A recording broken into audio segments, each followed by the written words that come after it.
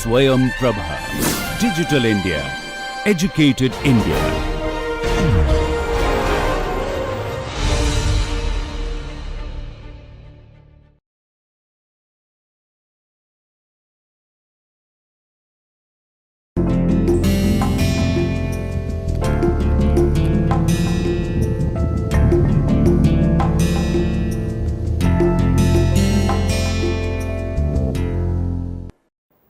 Hello and welcome back to this lecture on microsystems fabrication by using advanced manufacturing processes.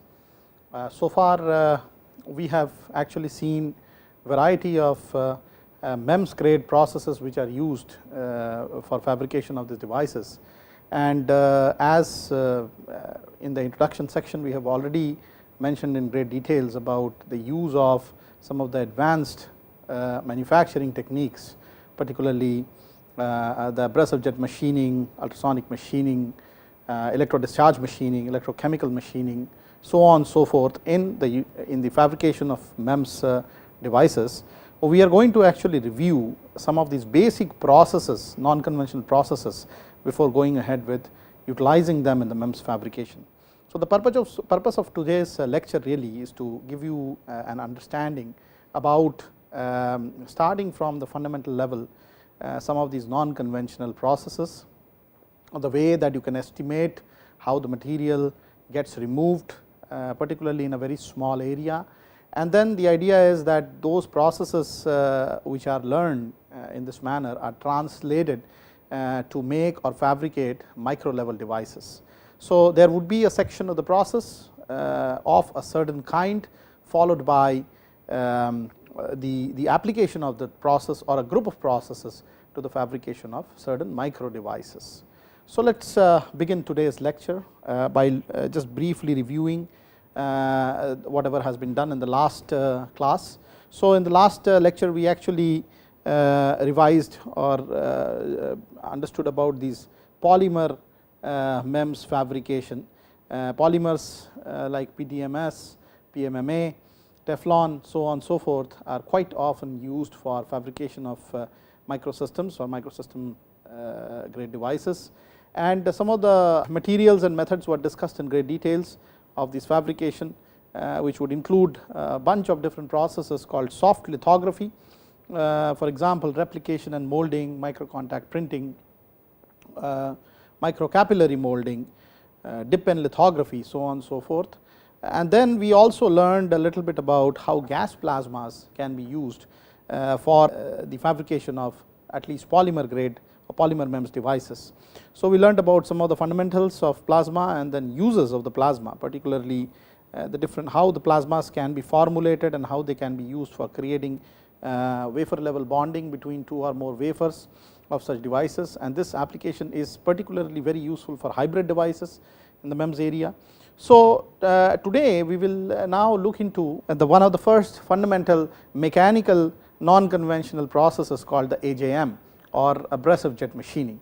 So as I have already illustrated in my previous lectures, a non-conventional domain can be split up into either mechanical removal of material or thermal removal of material or chemical / electrochemical removal of material, meaning thereby that the way and means in which material removal would take place by supplying energy of different forms makes these categorizations happen. So in mechanical removal of material, the energy mostly supplied is mechanical in nature, and that can be the impact of abrasives or small grains of relatively higher hardnesses which can impede with a surface, impede into a surface and impinge into a surface and try to remove off the material by brittle fracture. So let us look at one of the fundamental processes, AJM or abrasive machining. So as you can see in this slide here, in the AJM process the basic material removal would take place by impingement of fine abrasive particles.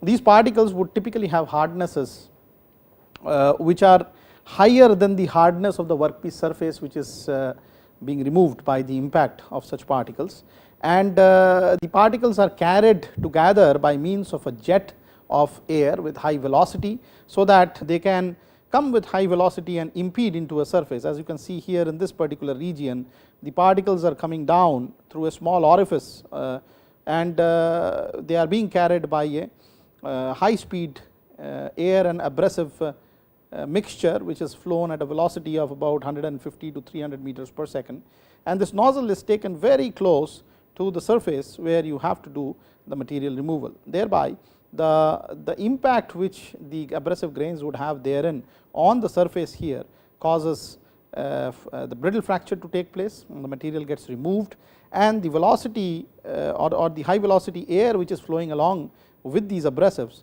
kind of takes the material away from the surface.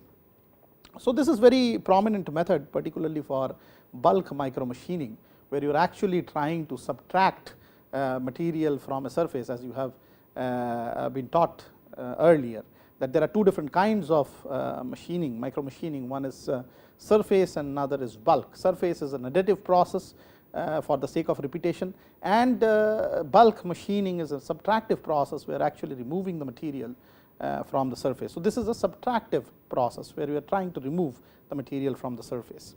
And as you can see here, again back to the slide, typically there is a parameter called the nozzle tip distance, NTD, which means this is the distance of standoff position of the nozzle with respect to the workpiece. So if distance is varied, the way that or the behavior that the abrasive particles would have on the surface or on the way from the nozzle into the surface would vary greatly, and which will result in different kind of machining removal rates.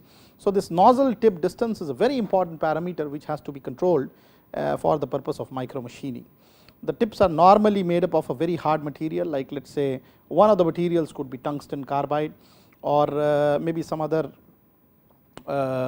gem can be used for making the tip. The idea is that whenever the hard abrasive particles flow around this tip, as you can see here, they should not be able to cause much wear. So the wear of the tip should be minimal in nature. So typically the diameters of such tips which are used are about 0.3 to 0.5 millimeters, about 300 to 500 microns, and this gives us an opportunity to really work at a micro domain and trying to get very small areas machined using such AJM or abrasive jet machine techniques. As we will show later on, there are some illustrations where you can actually see an impinging jet of abrasives creating passed through a mask, of course, to impinge the features which are there on the mask onto the surface of the material.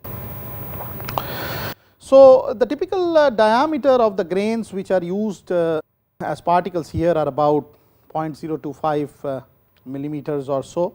It's about 25 microns, and the air discharges at a pressure of several atmospheres, thus creating a suitable high velocity to emanate out of the nozzle in such machining processes.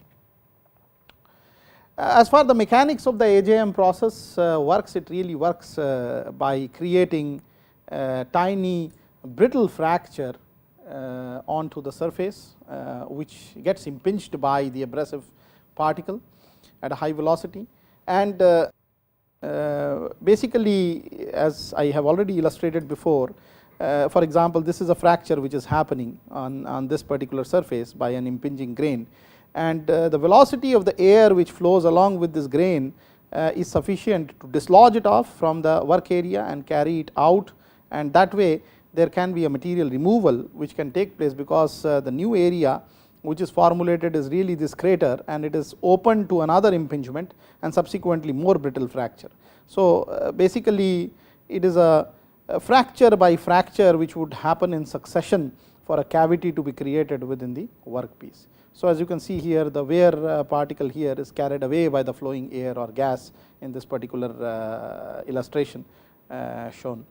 So if you look at the process more closely, it is more suitable when the work material is actually brittle or fragile, because then it automatically promotes the process of brittle fracture.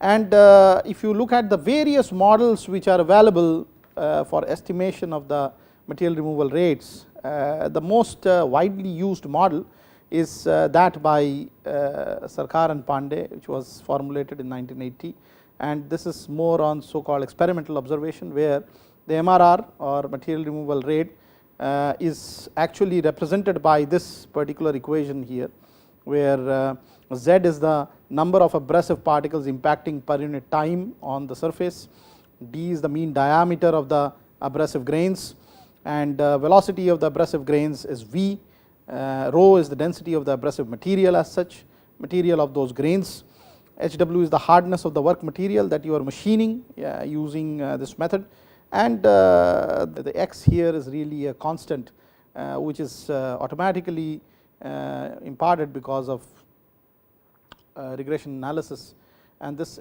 is an observational formula. It is an experimentally determined formula which has come out from this paper of Sarkar and Pandey in 1980. So, as you can see here, the material removal rate of an AJM system is proportional to the cube of the mean diameter of the abrasive grain, which is obvious because it is kind of giving an idea of how much volume is dislodged by looking at the volume of one grain. Z is the number of abrasive particles impacting per unit time, thereby meaning that if you have more number of particles at a higher, moving at a higher velocity, there would be a component of velocity contributed to the MRR, and in fact the number of abrasive particles in 1 unit of time, if it is closely packed, that means the abrasive is highly loaded onto the flowing gas, that also increases the material removal rate. And of course, the other parameters of importance are the hardness of the work material and the density of the abrasive material. So, that is about it about the mechanics. The process parameters which are involved in this abrasive jet machining process, you can evaluate the process by characterizing of course the material removal rate, MRR. You can also illustrate, or you can also characterize the process by the geometry of the cut that you would need to formulate. You can also characterize the process by the amount of surface roughness which is produced by the process in relation to a surface, and of course the rate of nozzle wear. So, any good process, a machining process, would need typically a lower wear rate, thereby meaning that the nozzle has a better working life. It should be able to produce low roughness surfaces, and then you should be able to do complicated geometries in terms of machining, and the MRR should be high yield, meaning thereby the MRR should be higher. So, the major parameters which are the controlling parameters for some of these process characteristics are, for example, the composition, strength, size, mass and flow rate of the abrasive material. Okay. So, if the abrasive is, what is the hardness level of abrasive, for example, with respect to the workpiece on which you are machining? What is the size, for example, of the grains, because as you know, the MRR typically is dependent on cube of the diameter of a grain. What is also the mass flow rate of the abrasive, which gives an indication of the numbers per unit time. If you are packing the grains more, thereby increasing the mass flow rate, you are basically increasing the Z value of the machining. And then of course, the composition also is very important as to what is the quality of the gas which is flowing along with the abrasive, or does it have its own etching effect on the surface which is being machined. The other very important aspect is the composition of the gas, the pressure and the velocity of the gas. So, the composition of abrasive is important, as we learned from the previous step, and the composition of the gas also is very, very important, as I just told a little bit ago, because sometimes the gases can be derogatory to the surface in terms of giving its etch characteristics. It may be able to soften the surface where you are actually flowing the abrasive material, and of course the pressure and velocity of the gas is very, very important for illustrating what is the overall material removal rate associated with the process. The nozzle geometry again is very important for the purpose of determining some of these process characteristics. Typically circular or square type nozzles are the most preferred geometries in this particular case. The nozzle material should be having a higher hardness than the hardness of the abrasive grains, therefore reducing the nozzle wear rate. And of course the distance of and this is very important, the distance from an inclination to the workpiece surface. So when you are basically trying to create a small crevice or a hole in a material, what is important is that what is the standoff distance or the nozzle tip distance NTD, which would create the MRR would vary as per this distance, and also what is the inclination at which the nozzle is placed with respect to the work surface. And for example, some of the cases where holes are needed to be etched in an inclined manner, this would suit to be the best process which is available for creating such micro holes and micro features within materials, particularly from MEMS aspects. So when we look at the quality of the abrasive, mainly there are two types of abrasives which are commonly used in the industry. One is aluminum oxide and silicon carbide, and the diameter, as we already mentioned, are about very often 10 to 50 microns range of these grains, although 25 to 30 microns is really what is most commonly used. And basically for good wear action on the surfaces, the abrasive grains should have sharp edges, because sharper is the profile of the grain, better is the impingement of these grains on the surface, and more typically would be the MRR because of that. The use of abrasive powders is normally not recommended, because as you are machining the surface along with let us say an abrasive jet, and there is continuous material removal. So whatever is the waste collection unit for this whole system would have metal which has been removed as well as the grain along with it. And after a while, when the grain gets completely loaded with metal, it is very difficult to filter out or clean the grains out of the metal, because the metal in the process of very high level of deformation and sometimes causing brittle fracture, there is a level at which the metal is coming or removing. There may be a case where the particle may get actually softly sticking to the metal, or it may plastically weld to the metal, and it is not easy to clean the particle off the metal. Okay, and so when you are using that material, the grains may not be able to impinge more onto the surface. Okay, and the ploughing action would be lost. Sometimes the sharpness of the grain could be lost. So therefore reuse is normally not recommended, and because there would be a decrease of the cutting capacity.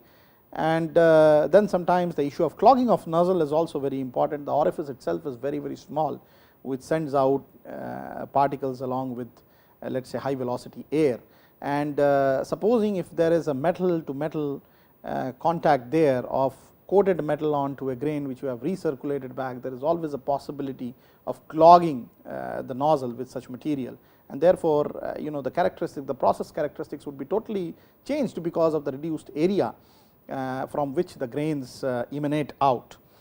So contamination is really prevented, and also reuse of the abrasive powder is normally not recommended in some of these processes. Also the mass flow rate of the abrasive particles depends on the pressure and the flow rate of the gas. As you have already seen before, that MRR also is heavily dependent on both the velocity of the gas as well as the volume, which is proportional to the cube of the abrasive particles diameter. So therefore, because abrasive particle is the main cause of moving the material away, the mass flow rate, the rate at which it comes and hits the surface, would typically depend only on the ambient pressure and the velocity, gas velocity.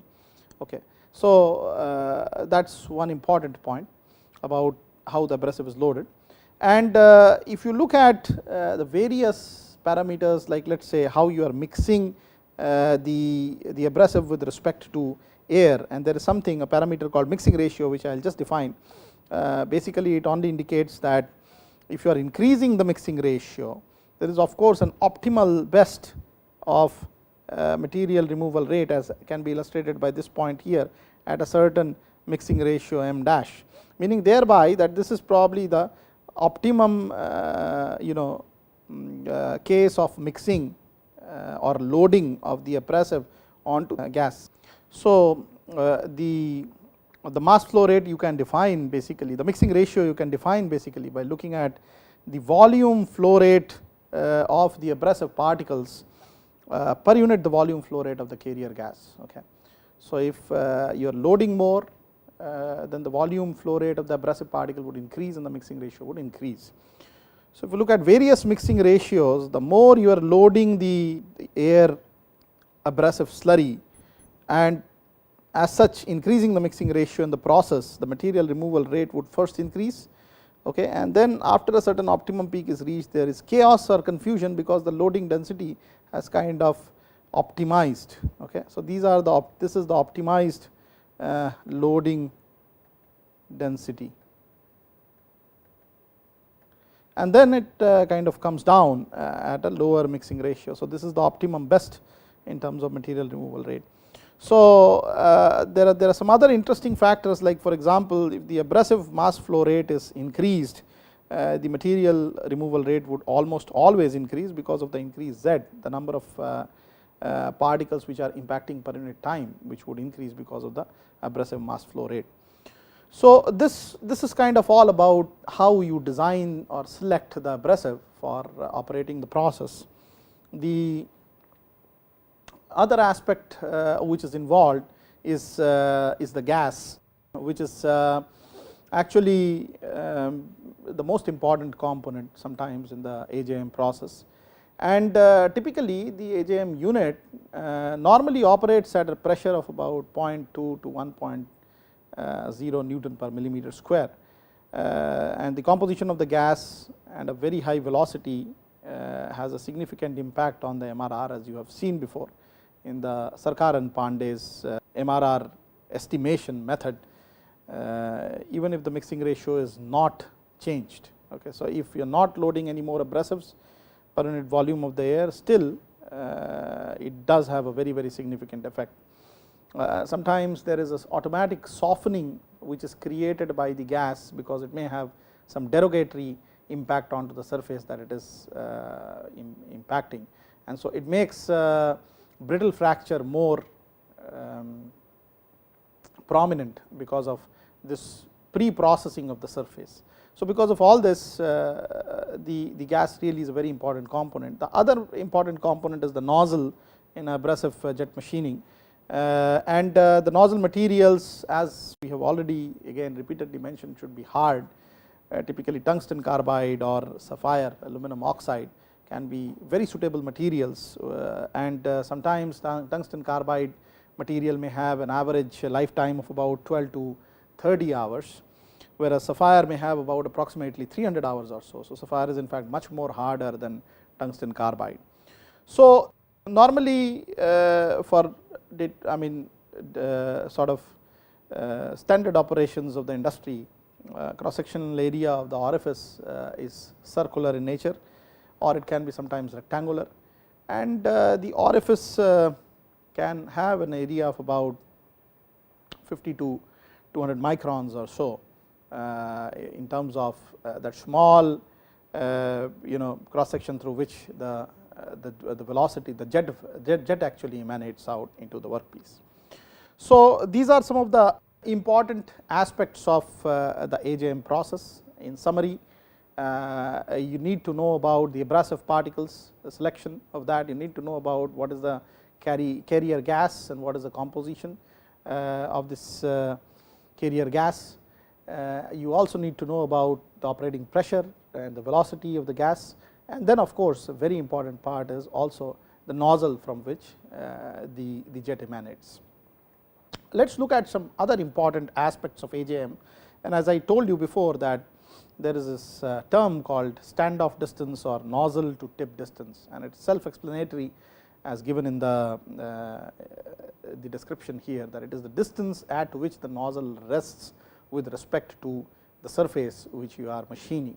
So, obviously, in between the nozzle and the surface there is full atmosphere, and there is air which is around, and it is obvious to logically or intuitively see that as this distance keeps on increasing, the air resistance which comes between the workpiece and the nozzle to the particles which are impinging out of the jet would also increase, thereby reducing their velocity. Although there are two different factors which would interplay here. One is that if you are shooting a particle out of a jet at a high velocity, and at some acceleration value, okay, because of the impact of the jet. So, the acceleration is going to take this particle to a higher velocity if the distance that you are allowing it to move is more. As you know, v square minus u square is equal to 2 a s, keeping acceleration constant. The velocity at u equal to, or initial velocity equal to 0, the final velocity that you can achieve is really proportional to the root of the distance. But at the same time, a particle which is accelerated, as you can see here, in the downward direction at an acceleration a, meets a drag force, okay, and this drag force is typically because of the air around the particle, and which is the atmosphere around the particle, and this drag force is able to de-accelerate the particle, okay, and so therefore it is an interplay. So, in some domain the root 2 a s, the velocity, is the more dominant term, and in some more domain, if the standoff distance is increased further and further, the drag force becomes the more dominant part. So, it is an interplay between both the forces. Therefore, if you have a lower nozzle tip distance or at low nozzle tip distances, an increase in the nozzle tip distance would really result in an increase in the material removal rate, okay. But then this really is the point from which the interplay between the drag force, okay, and the acceleration of the particle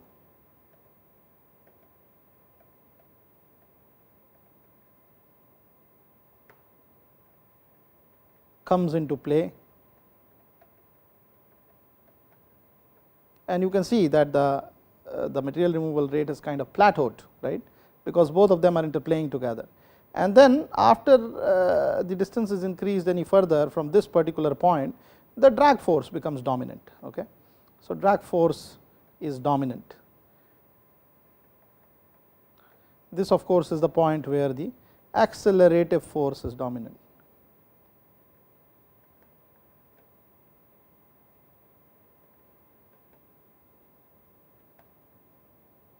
Right. And so, therefore, you really need to choose your operating characteristics on this particular trend. So, if you are placed somewhere here, you can still increase the nozzle tip distance to have an optimum best. If you are placed somewhere here, then you need not really do much, and then if you are placed here, then you should rather move back to this plateaued region, so that you can actually operate at a optimal material removal rate. Sometimes the practical limitation, particularly of a microsystem or micro device, is that you have to operate at a certain distance from this particular device, because you are using a mask in the process, and this mask is actually a hard material, and it has a certain thickness through which the abrasive is being routed. So, there are openings on the mask or windows of the mask through which the abrasive is being routed, and this strikes and removes the material where it makes an impact by creating brittle fracture. So, the NTD, the nozzle tip distance, is really something that may not be that much in control of a designer, and so therefore, where you are exactly operating on the characteristics is a matter of great significance, particularly for microsystems fabrication using non-conventional machining. And so, as you can see here, the other aspect of a greater nozzle tip distance is in terms of the sharpness of the feature or the resolution of the feature which would come here. For example, if supposing the nozzle tip distance is close or it is shorter and the nozzle is close to the surface, the spread that it would allow this beam coming from the jet coming from the abrasive tip would be more in comparison to maybe somewhere here where the spread is much more. And so therefore, if you are at a different nozzle tip distance, you may have to also take care of the fact that what really would be the eventual shape, whether it will be spread like this or whether it is a sharp feature like this, depending on the situation of micro machining that you have to carry out on the surface. You may have to operate at different NTDs. So that is about it regarding the AJM process. We would just like to illustrate some more examples. Here for example, you can see photographs of an actual machined cavity, and for different nozzle tip distances, the distances shown are 2 millimeters, which is corresponding to the figure A, 6 millimeters for the figure B, and 20 so on and so forth, and 20 millimeters for the figure F. So you can see that the spread of the cut profile would happen obviously because of a higher nozzle tip distance. So these are real experimental results where this 1 mm shows the scale at which these photographs have been taken. So I already discussed in great details about the mixing ratio and also the influences on the material removal rate of the process. And so the mixing ratio, as I earlier defined, is known by this quantity here, the volume flow rate of abrasive particles by the volume flow rate of the carrier gas. And so if you are loading more, then this mixing ratio goes up and vice versa. So we can categorize this as UA or U abrasive. A is the subscript for abrasive, dot meaning thereby the volume UA is coming per unit time, okay, from the nozzle surface, and UG dot is basically the volume flow rate of the carrier gas. Okay. And in place of the mixing ratio, there is another parameter called the mass ratio alpha, which may be more easy to determine sometimes, and it is given by this mass of the abrasive to the mass of the abrasive and carrier gas, the ratio between that. So it is typically because it is mass, it is a function of the abrasive mass flow rate.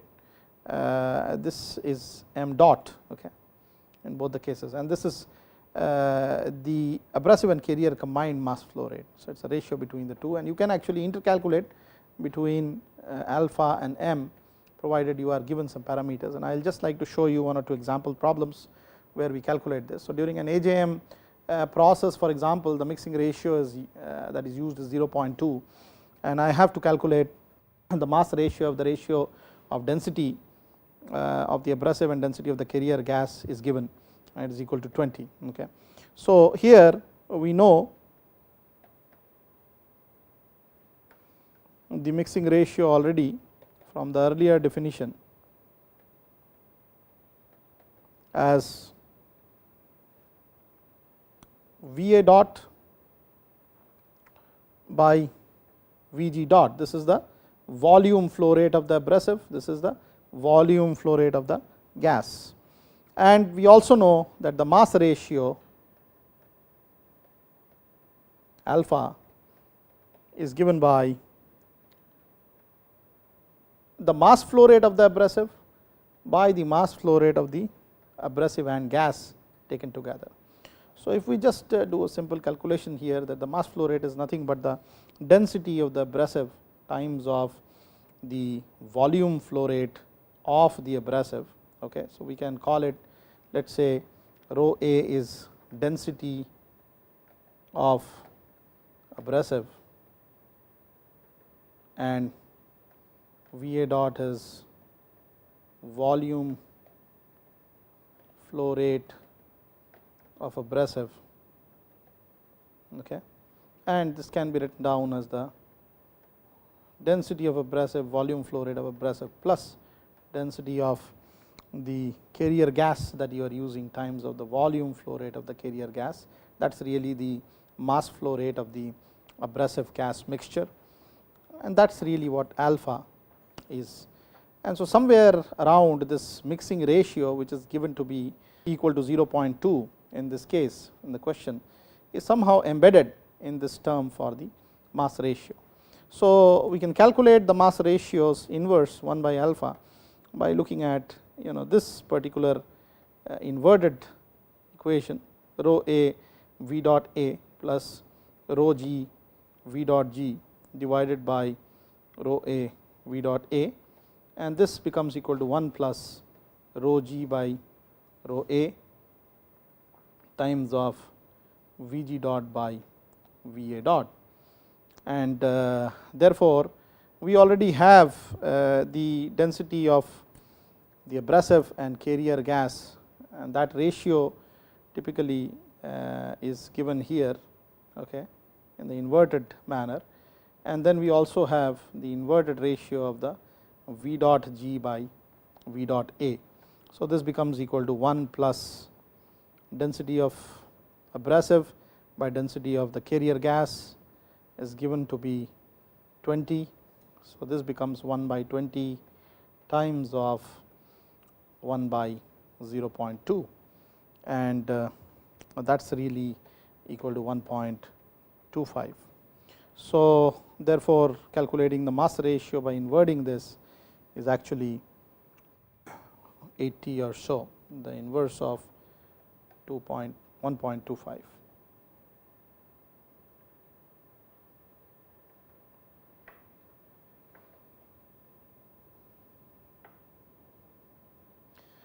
Okay.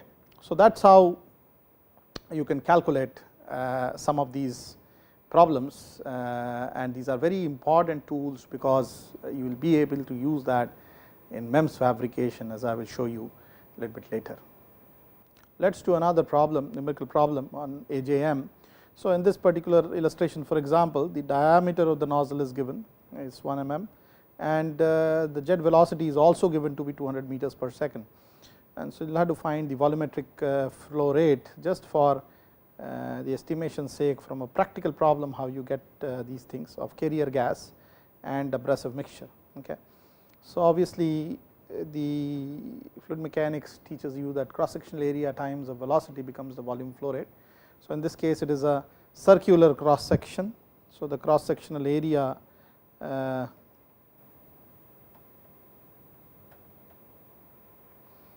of the nozzle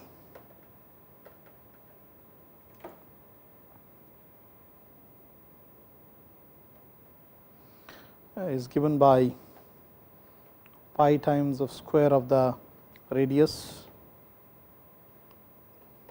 and of course, we convert it into a reasonable CGS system, so centimeter square, and we also, so the volume flow rate has to be estimated in centimeter cube per second. So, we are just converting everything into CGS system, and the velocity is again, a velocity of the gas is again 200 times of 10 to the power of 2 centimeters per second. So, the volume flow rate equals the cross sectional area times of the velocity centimeter cube per second, which is actually equal to about 151 centimeter cube per second. So, you can actually this way compute the various aspects of an AJM process, and you can use that further for MEMS applications. Now, let us look into another aspect of how this abrasive jet machine normally is, or what kind of parameters we need to monitor while designing such a machine or a system.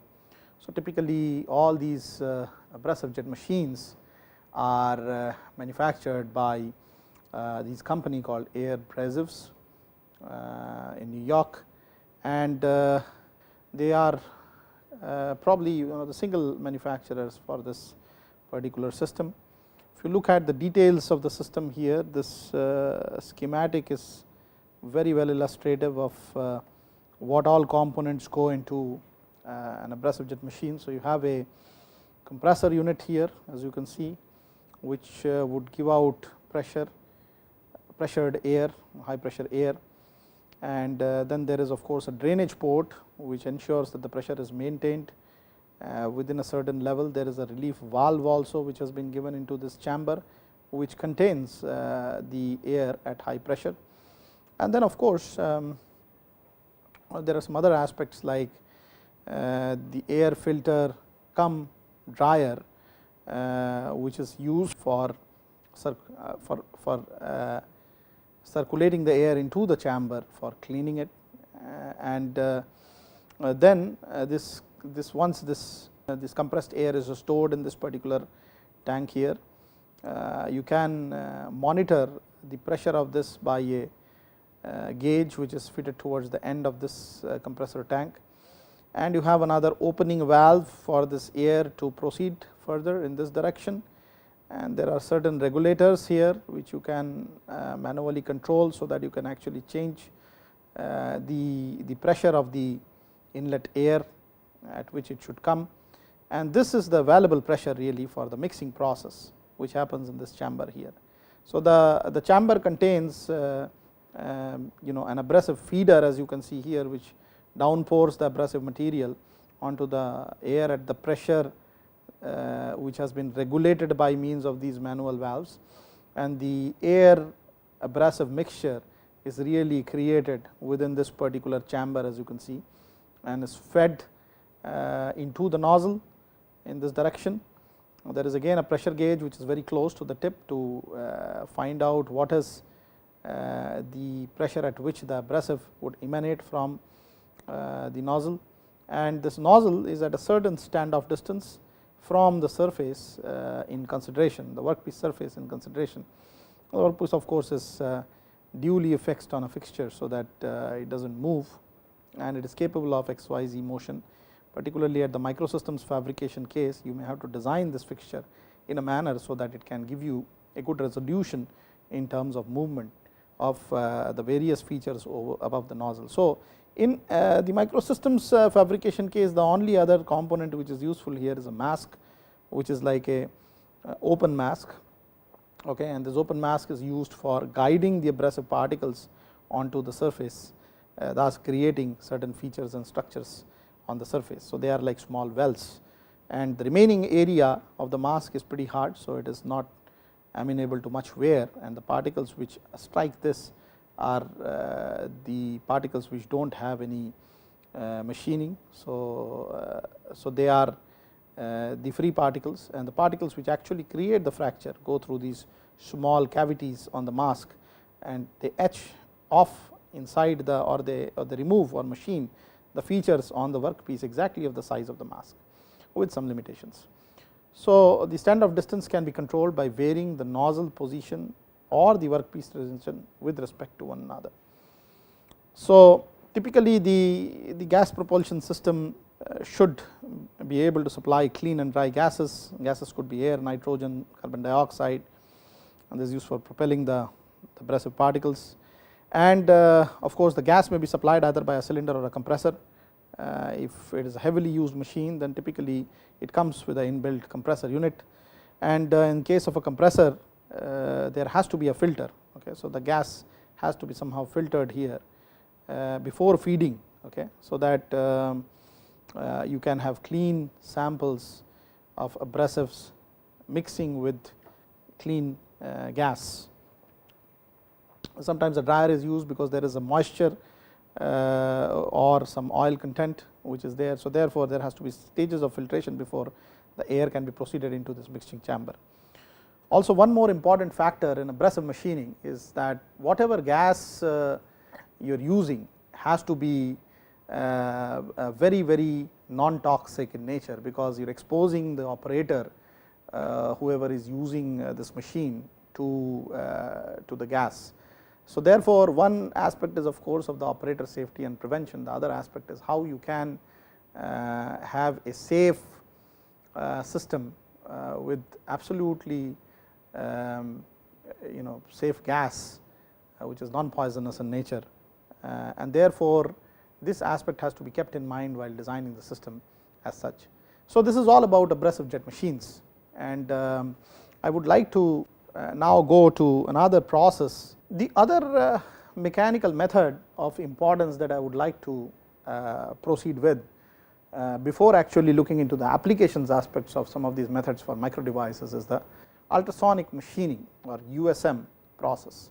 So, as I told you before that there are various ways and means in which you can deliver energy in a non-conventional process onto a work surface. There can be a mechanical means, there can be means where you can use thermal way of removal by interaction with high energy beams, laser, so on and so forth, and then there can be a chemical, electrochemical way and means of removal of material. So, here the second part of the process which is important for understanding some of the micro device fabrication, as will come later, is the USM or the ultrasonic machining. And the ultrasonic machining basically was developed in about 1945 or so by J.O. Farrer, and the principle in this particular machining is very simple, that instead of having a direct impact of the grains that typically happens with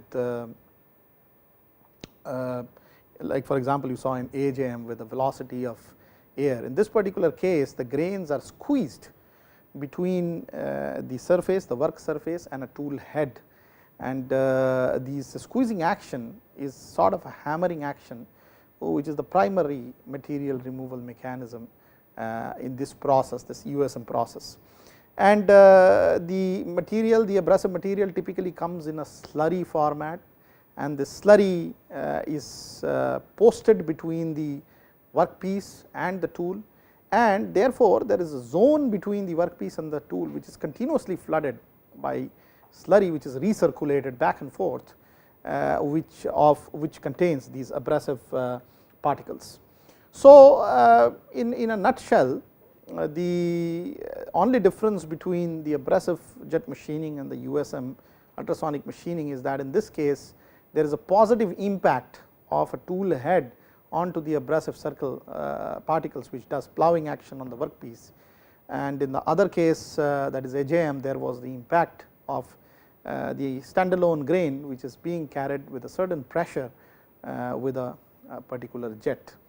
So, the first machine tool, as I already mentioned, was developed in 1954 after J.O. Farrer first proposed about that this can be done in the machine tool technology, and originally USM used to be for finishing operations on components produced by electrospark machining, and basically that was so because you could give short strides of very high ultrasonic frequencies of impact, thus creating a averaging effect, because every impact would create some kind of a brittle fracture, but at the time for which the impingement would happen would be very less depending on the frequency, and there would be a cyclic impact, there would be an average planarizing of the surface, and it would be used mostly for as a finishing process.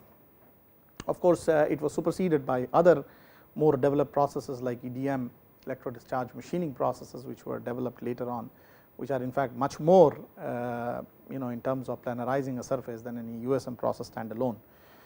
So, ultrasonic machining also gained some prominence in particularly electrically non-conducting or sometimes even semi-conducting and brittle materials in expanding the electronic industry, and that would actually have its own connotation, because there were not many methods which would really be able to finish or sometimes polish materials which would not have a conducting property.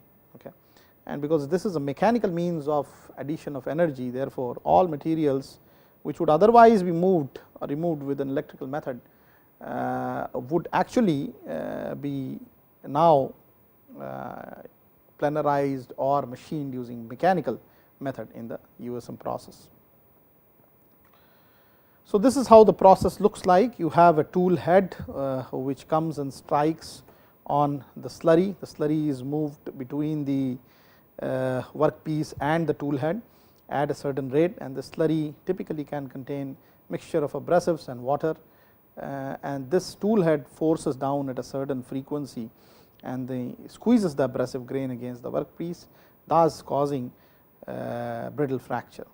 So typically it should involve a tool, for example, which is made up of a ductile and tough material, and because it vibrates with a very high frequency, it has to be amenable to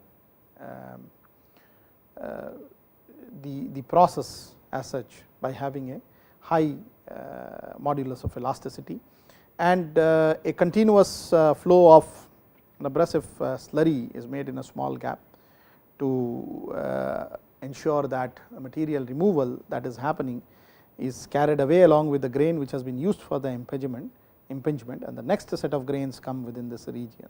So it is a dynamic equilibrium which is established, that the grain comes here, gets squeezed between the tool and the workpiece, it causes a brittle fracture, the material moves away, and the slurry actually moves along with the grain and the material outside, so that new slurry can occupy its place for a better cutting action on the next cycle of the tool.